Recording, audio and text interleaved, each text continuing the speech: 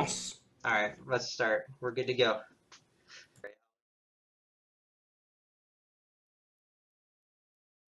Game loaded for me.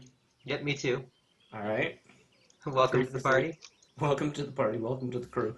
All right, here we go. After much ado, and we are finally going to get into game number 3.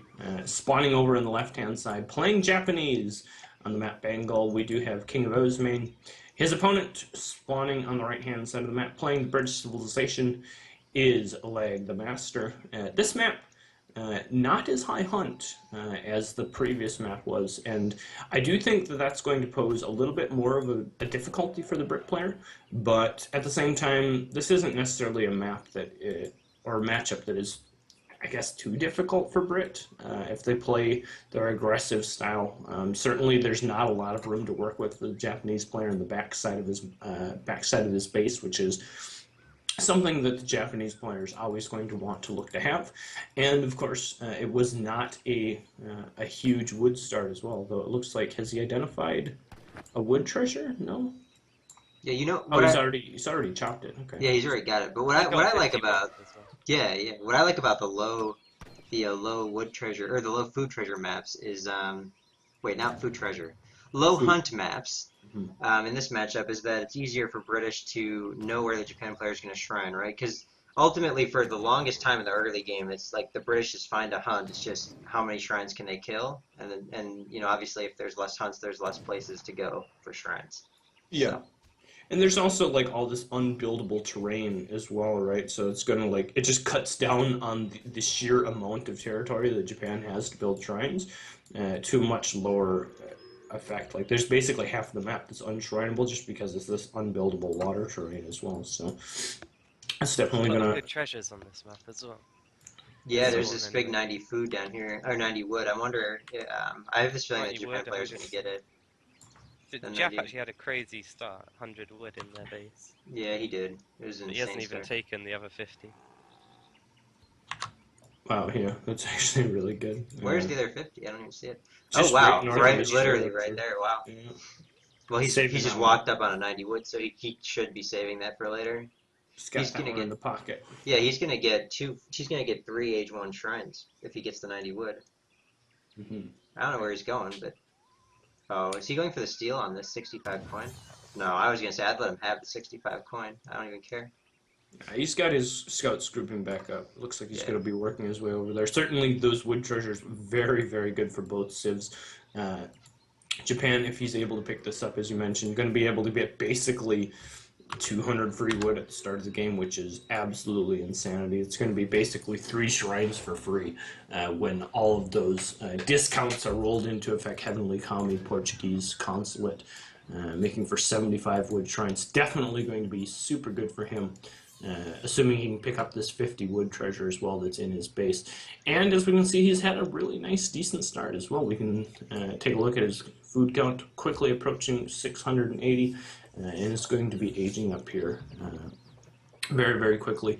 Important to note the good positioning once again by KINGofOsmane with his starting buildings. He's got that Teshuga Shrine Consulate nice and lined up, starting to wall in, or begin to wall in his coin mine, also protecting his forward berries, and also protecting some of these trees here as well. So definitely doing a good job of building placement at this point. yep, And let's be honest. Ball's in Lag the Master's court. He has to do something because if he doesn't do something aggressive or doesn't punish the Japanese player, we'll see something very similar to the first game. And I think uh, a lot of people incorrectly think that Japan is overtly strong as a result of that. Like people don't know how to adapt to it necessarily, and unless you do play constant aggression and do play very proactively against the Japanese player.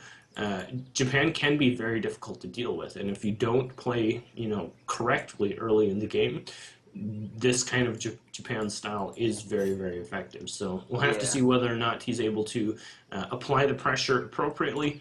And already, I just don't like the placement of the barracks. I don't like the placement of the outpost. Not really accomplishing much here early in the Yeah, I game. mean that tower could easily be up on that shrine that's in the middle of the map, or anywhere really. I mean, You know it, like he's playing British like you're playing British against any other Civ, but in That this shrine matchup you have should all be the there. initiative. Yeah, exactly. And the barracks should be right up next to the Uzbek right here. Yeah. Yeah. Like he just has all like he as British in this matchup you have all the initiative. You get the first 5 pikes out, you get the first whatever you want. So Yeah. and if he trains muskets, then I really don't feel good for his future, to be honest. Yeah, he needs as much siege potential early in the game. I mean, if there's one chink in the armor, so to speak, of the Japanese player here, it's the fact that he has aged up at essentially 5 minutes, which is quite slow. I mean, compared to the Brit age up, which is 30 or 40 seconds faster. He has all that extra early time to get out on the map, be active, start sieging down shrines, maybe even catch one of the monks or something with his first batch of military units and do some real lasting damage. But with the defensive placement of the structure here, he's really not setting himself up to do that. We can see second barracks going down, but He queued look at first. He queued first 5 longbow at 5:15 too, Tom. Like he was. I was watching the queue. He didn't start him when the racks finished. He waited until Jep's been up for 15 seconds now, and then he started. Yeah, and I mean, certainly the five longbow coming out first, not really going to provide that much threat for him. Certainly, if that was 5 pikes, he could be sprinting around the map, starting to siege. Also, imagine a situation where his barracks is up here. He would. This first shrine could already be down, and this is the mistake that a lot of mid-level players make, and why the premonition to Japan is just too strong for a lot of like the PR 30-ish type players is about, because they're just not playing the matchup correctly. We can see 5 longbowmen are out, but he doesn't until now have any pikes out. It's 6.5 minutes until he's going to be able to challenge his first shrine, and that simply is not going to cut it when Japan's already up to 140 shrine pop. You need to be eliminating those much, much earlier in the game. Yeah, he just did it in the wrong order. I mean, Yep. it's pikes first, then longbow, not the other way around. And A little bit of a skirmish coming on here. Yumi Archer's going to be able to reciprocate some damage here to the longbows. Longbows, of course, do have that extra range advantage to the Yumis, although the Yumis do have slightly more ranged attacks. So the longbows having the range advantage, the Yumis having the damage advantage. Looks like the longbows are going to reign supreme here. For the current time, is going to be able to knock down one shrine, but certainly the Japanese player getting all the time he really needs. He's up to 12 shrines. As we mentioned before, he's basically had the ability to do exactly what he wants. 600 wood, 4 vil, playing a very nice economic game. And if you take a look at his upgrades as well, he's already got the first 2 cherry gathering upgrades, getting that water wheel improvement as well. So going to have very good upgrades moving forward. wow, And Brit player just queued up second wood upgrade too. Like 10. yeah, That's a really early second wood upgrade. That's a super aggressive second wood upgrade. I don't even like. I mean, that's 250 coin, that upgrade. Like that. Yeah, where did that coin come from? Is the question. Did he mine? He didn't even mine it. Somehow he just had it. He got the 200 from the age up. And Oh, probably he had a get, little bit. but no steel traps. I'm so Yeah. confused. Yeah, That's and how come he could get it. and now here comes the bestiaros, which are certainly going to help reinforce the Yumi archers here. He is now being proactive with his units, which I do like. At the very least, he's starting to challenge some of these shrines, starting to knock a few of them down. Looks like he might even get a monk kill here before this other shrine gets up, which is definitely going to be nice for him. But Wow. Still, the Japanese player's eco behind this, really, really strong. And Japan is now aging to the 3rd age. So Golden Pavilion is on the ground. The shrine count is still decently high, and Leg Master's on a bit of a clock here, to be perfectly honest. Like, if he doesn't make something happen very, very soon, Japan's going to find himself in the 3rd age. He's going to find himself with a 2 Flaming Arrow shipment available to him, and from that point moving forwards, things are going to start to get very difficult for the British player, rather, with no cavalry currently out on the field. Look at he's like anticipating any problems. He's making a second layer of wall and like further isolating his base up. What's interesting though is this is actually a really vulnerable time for him. He could lose his Shrine Wanderer because he tried to age up here, and especially if the execution had been a bit stronger on the British player side. A few less shrines, a little bit slower age up from the Japanese player, all this stuff kind of compounding. It could have been that Shrine Wanderer could easily be under a lot of risk right now. Yep, definitely could be, but fortunately for him, and I mean this comes back to the barracks placement once again, right? Imagine if the reinforcements were 30 seconds closer at all times. It would feel so much safer pushing forward here, knowing that your reinforcing units were going to basically spawn in the middle of the fight. And all the units that are spawning, are going to be spawning way back at home. They've got to walk all this way across the middle of the map, and as a result, you feel a lot less safe just pushing up that much further forward against who knows what your opponent has. And now that he sees the age up happen, he knows he's on the clock. He knows that 2 flaming arrows has been sent. We can see KINGofOsmane immediately sending his shipment upon reaching the 3rd age. I guarantee you that is 2 flaming arrows, and when those 2 flaming arrows come and there are no Hussar on the field, this composition is incredibly weak for Lag the Master, and he's in no position to age himself. He doesn't have the ability to age. So he's got 1.2k wood. Like he should be at 200. He could be at 200 house pop right now with 10 more builds if he wanted to be. You could. There's a lot of things you can do with 1.2k wood, and I think that's almost like the bigger part of the story here is that the macro difference here. Like look at how well macroed KINGofOsmane is versus Lag the Master, right? Yeah. Adding in a second barracks is the green player as well. One thing that he is going to need to do is oh wow, look at what he sent. He didn't even send 2 flaming arrows. He just straight up sent 1k wood for a second TC. Dropping a second TC. Not sure that I agree with that. I guess I don't either at all. I think that's super risky, right? He could just lose all the shrines on the map right now. But why is Lag the Master just standing around? He's got it's just tough to watch because like he just needs to be killing shrines and he's not. Like, this is why I wanted to cast with you, Ryan. I couldn't wait until we just heard this the sigh of disbelief and it's like oh man, just imagine if 9 more shrines were dead right now. The Japanese player could be like almost housed right now. And to be perfectly fair, the one thing the Japanese player does have to be a bit careful about, and the next point I was going to make, is that he really needs to start mixing in Ashigara because he hasn't seen the full composition. For all he knows, there could be 10 Hussar just standing in a pool right here, right? He doesn't know that. I mean, you and I can know that because we can see the entire map. We can see that he is stockpiling a ridiculous amount of resources. We know there's no 10 Hussar, but if his macro had been perfect, there's no reason 10 Hussar couldn't be made. And yeah, as Sam does flare, there is the stable element. So yep. And it looks like he's trying to age now, so I'm not sure. Yeah, it's hard to say. He has to be. For all he knows, there could be 10 or 15 Hussar standing right here, and moving out across the map with 2 flaming arrows and 20 Yumi archers, even if they're fully upgraded, is incredibly dangerous if there's pooled Hussar standing behind the British player. And so 3rd TC going down here. Wow. I love the placement as well. Just all in a row. It's like he just says I don't need the map. Right? Who needs that? All I need is 2,000 coin and a couple cherry archers. Oh yeah, I got a question. Do elephants count as 2 animals on a shrine? Yes, they do. Yep. Okay. You can only put 2 elephants on a shrine. Good question, Sam. You're welcome. Good answer. Good answer. Good answer. Oh man, that's a sad cherry orchard right there. Yeah, that's. I would just wait for the other one to run out and drop it right in that spot. You could just kill the treasure and then. Oh yeah, I'd kill the treasure and build it there. Yeah. Or actually just finish that tree and put it there. How much wood does that tree have? I would do anything but put it out in the middle of the map. Either way. Could have got it right out there though. True that. He gets walled over the wall with the longbows. Yeah, there's a falcon the other side. Just hitting him. Either way, it looks like Lag the Master is going to be aging up. And, I mean, maybe for the better for him. I mean, let's be perfectly honest. KINGofOsmane has played this a bit strangely.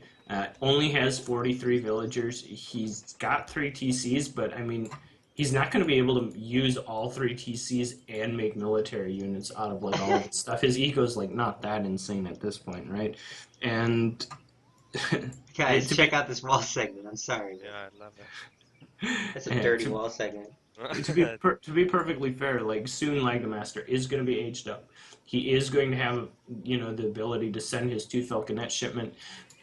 And with now, decent longbow mass, if he gets those upgraded, gets maybe like Yeoman even working for him, he's got the stable up. Like things don't look that poorly for Lag the Master. No, Like, I don't think so at all. No, I Just think because of he's the in a three good TCs, position. he's got tons of time. yeah, So, just about what he makes of it. And he could just, if he fights with veterancy right here, he would clean this fight up no problem. He's got like 50 longbow. I mean, yeah. not having I seen wouldn't even that run. is He's gonna is a big run problem. on instinct, I would guess, but I would just He's stand and fight. Yeah, Nice, he yeah. can. Okay. He's got vet longbow about halfway of the way here, and when that does come, certainly it's going to be very very good for him when that does finish up, which it is going to very quickly here. You're going to be able to cut through the remaining infantry very very quickly. Veterancy longbow upgrade does finish. Muskets are not upgraded, but the pikes are. Decent damage being dealt here from both sides. Both of the sides getting as much of their range ball into the mix as possible. The longbowman, though, reigning supreme, doing so much damage. And just look at all that damage taken on the exit by the remaining Japanese infantry. The longbowmen with that range are just absolutely insane. And this is getting scary for Japan. Getting scarier and scarier by the minute here. I mean, he's kind of running out of resources. He doesn't have that many He villagers. just invested in the timber trade as well, like the Yeah. age-free wood upgrade. Yeah, but the fact that he's not totally dead right now I think he's still says he's fine. gonna be totally fine because he's dropped two TCs, he's teched every eco upgrade he can. Like you couldn't get more greedy, and he's still not getting punished. He's also got the 10 batch training just finished. Yeah. Yeah. But he doesn't have. I guess he's got enough resources to, train some stuff. But there's still a lot of British on the field. Like, look at the military unit count: 75 versus 35. There is a lot of Brit units. If he controls his units here really, really well and starts to really apply the pressure here, especially if there's like I a would two. be looking to add in some cannons here. I would be looking for a two Felk shipment. Unfortunately, well, Yeoman has been sent, which makes his mass really nice as well. But yeah, as you mentioned, certainly two Falconets would help bring down the structure quite nicely, and would also help deal with the large, massive Yumis. But he can also just play the bow game, because at this point, he does have Yeoman sent. He's got the upgrades on his longbows, and longbows with all these upgrades are going to start to be really, really good. Yeah. And at the same time, has a couple of pikes working way down here as well, starting to challenge some of the shrines. So. Don't mind the position too much. Two flaming arrows are working their way up here. Going to be able to get off an insane volley. One volley does go off right in the middle of the longbows. The second volley does go off up to the right-hand side of the longbow mess, but looks like he's just going to continue to stand and fight. And with the resources he has unspent, like, he needs to be spending those resources. He needs to be... Yeah, he needs like 20 more longbow in the fight. Yeah, and here comes the two Falconet shipment. Yeah. Looks like he's going to be able to deal with it. Look at this. Yeah, This is little key. Ashigar raid. Yep. Let's see how many villagers he picks off here, because that's going to be really important. One villager is going to go down. A lot more. 2, 3. And this though, Osmane's out of gold. Yep, that's true. I mean, this is the point we get to right in the middle portion of the game, where the remaining natural resources become very, very important here. He's so stockpiled, the bird player. I just want to see 20 more longbow and just go stand on that gold mine and don't let him get gold. Yeah, And then he has to make mills. That's certainly, certainly something that could happen. You could just call, just chase this down with like 5 musketeers and Minutemen or something like that from the TCs. All he would need to really deal with these couple Ashigaru, and he can really just control the map. I mean, at this point, he's got I think he's in a really great spot. He just needs to spend his resources and apply some pressure, and that's unfortunately not what he's doing. He's letting the Japanese player have the initiative here, get out on the map with some Ashigarus. And once you start chasing around Ashigarus with units that are slower than Ashigarus, you're fighting an uphill battle, especially when your resources are spread out in such a way that they're difficult to defend. Like you mentioned, he really just needs to slam out another 50 longbows and just push his way forward, because at this point, he's got a great army, he's got great upgrades, he just really needs to be able to use them, and unfortunately, that's just not what's happening. A little bit of a skirmish going on here in the middle of the fight, and see if the two Falconets can do some damage. He's going to pop out 20 longbow from his 4 Raxes on the next batch, but then he's out of gas. And look at that, 3 culverins as well. Not sure that I agree with that. Certainly is fearing the flaming arrows, but don't know that you necessarily need 3 culverins. And those could, if those were falconets right now, I would be really, really scared for Osmane. But unfortunately, 3 culverins aren't going to add that much DPS to the fight. And now with Way of the Bow sent for the Japanese player as well, really, really strong upgrade for the Yumi archers, giving them a lot of hit points. And let's see what happens here. Longbows still do have insane range. He does have the 2 falconet shipment as well, and a way to deal with the flaming arrows. So certainly is going to be able to make something with this. And Osmane does have a lot of unspent resources as well. So despite the fact that his score is very high, and despite the fact that he's got a lot of resources and a very strong economy, his economy is a bit exposed here with this coin mine, and he doesn't have a maxed out army at this point. Culverin's getting off 1 shot, being able to immediately deal with 1 of the flaming arrows. Falconet's getting off a decent volley. The flaming arrows are both now eliminated. We do have a couple more reinforcing Yumis coming into the fight. Unfortunately, the Falconet's shooting at some stuff here to the south-hand side of the map. Now being able to actually deal some damage. And with the Longbowmen having so much... Look at that range! Unbelievable, the range that the Longbowmen have with that yeoman up. Will he see the gold mine? I hope he sees the gold. It doesn't matter, it's out anyway. Osmane's out of gold now, except for, he's got 2 mills up in the back of his base. Yeah. And I'm just trying to look at the consequences of this, right? Oh well, he's not moving the villas, so he might lose a lot of them here. Yeah. Where are those culverins? Where did those culverins? They died. They were up in the front, and the infantry focused them down, which is why the longbows were doing so good for a while there. I see. Unfortunately, 2 more flaming arrows coming in for Osmane on the right-hand side, being able to deal some damage there to the remaining infantry. I don't know. Like this is a situation that went from looking really good for Lag the Master to now it looks pretty dire. He doesn't really have any resources stockpiled back up. I don't know that he has any way to continue this pressure here in the middle portion of the map.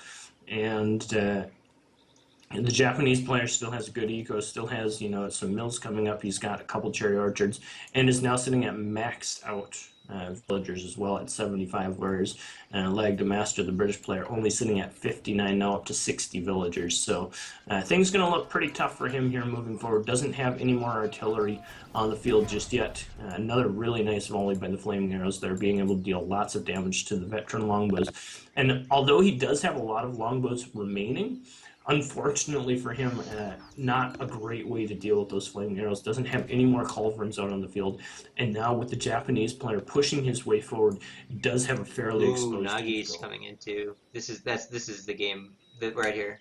Those culverins are gonna pop like maybe in 20 seconds, maybe 10 seconds. I don't know, but any second now they're gonna pop. It's to be a little too late, and those cav are gonna be cleaning up everything here, getting right up on the longbows. Another batch of Nagis coming in. A really good volley there from the flaming arrows, being able to push them back. And with these remaining cav coming in here as well, I just don't see any way for the British players to stabilize. Calls GG, taps out. Lag the Master has resigned. King of Osmane wins the series 2-1. Yeah, I think he had so many opportunities there because of all the greed that Osmane took, but he just didn't get a chance to capitalize on them quite enough, in my opinion. Yeah. I mean, I think there was a realistic chance there where Lag the Master, he had so many unspent resources. He had like 2k food, 2k wood. Could have slammed out another 60 longbows and just pushed up across the map when he had those yeoman upgrade advantages. And unfortunately, he elected to spend so many of his resources on those culverins. If those culverins had just been falconets, like, imagine the damage he could have done to the infantry ball that King of Osmane had at that point. Yeah, exactly. If they had been, it would have been nice if he had just spent his resources at the time when he had the initiative. Honestly, that would have been the key, one of the many keys. But yeah, look at the resources gathered. I mean, comparatively, King of Osmane gathered way more resources, but there was a chance there. Certainly, there was a chance for Lag the Master. He had so many more units. He had the initiative. He was out on the middle portion of the map, and unfortunately, was just not able to utilize those resources to their full extent. Lost a lot of resources in his cannons, unfortunately, and kind of lost the tempo he had established in the middle portion of the game. So I mean, Unfortunate for him. anytime you get to do a 3 TC boom and take 0 economic damage, it's just, and like send all upgrade cards. That's like in the mid game. You know how you were like pretty optimistic for the British player. I could just tell based on it was like not enough damage has been done. Like Osmane's just getting to do what he wants. It may look kind of bad now, but all that stuff is just going to explode in a couple minutes, and that's what we saw about 5 minutes later. So Yeah, but that's 5 minutes that he could have done some pretty lasting damage. yeah, exactly.